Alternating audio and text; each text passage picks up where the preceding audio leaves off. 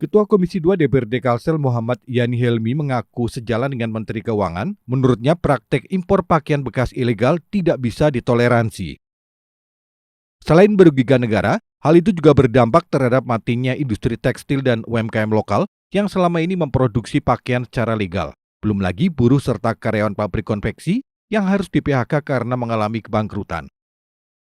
Namun demikian, legislator yang akrab disama Paman Yani ini juga berharap ketika kebijakan itu keluar, pemerintah turut memberikan solusi terhadap para pedagang pakaian impor bekas.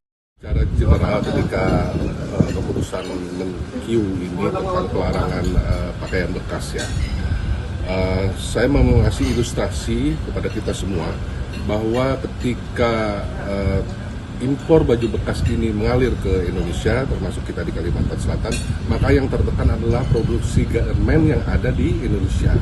Kita lihat, kita tahu pedagang banyak ya, pedagang. Tapi dibandingkan dengan pegawai garmen kita sendiri yang ribuan yang di PHK, bahkan puluhan ribuan, itu lebih saya lebih mendukung keputusan Men-Q tersebut. Karena bagaimanapun juga ketika masyarakat membutuhkan hal yang barangkali baju bekas dengan harga yang miring seperti ini, memang menguntungkan kita ya sebagai masyarakat, tapi merugikan industri dalam negeri.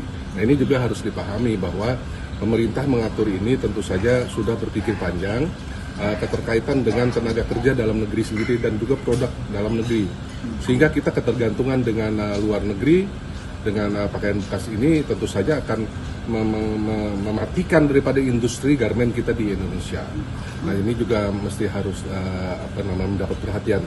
Akan tetapi pedagang-pedagang kita yang sudah berpuluh tahun barangkali berdagang baju bekas ini juga mesti harus dicarikan solusinya oleh pemerintah sehingga tidak begitu saja memutus daripada usaha daripada mereka. Barang impor bekas yang masuk secara ilegal disebut bukan hanya merugikan ekonomi nasional, tetapi juga membahayakan kesehatan masyarakat karena berpotensi mendatangkan penyakit. Belum lagi, hasil aktivitas jual beli pakaian thrift juga tak berdampak ke PAD.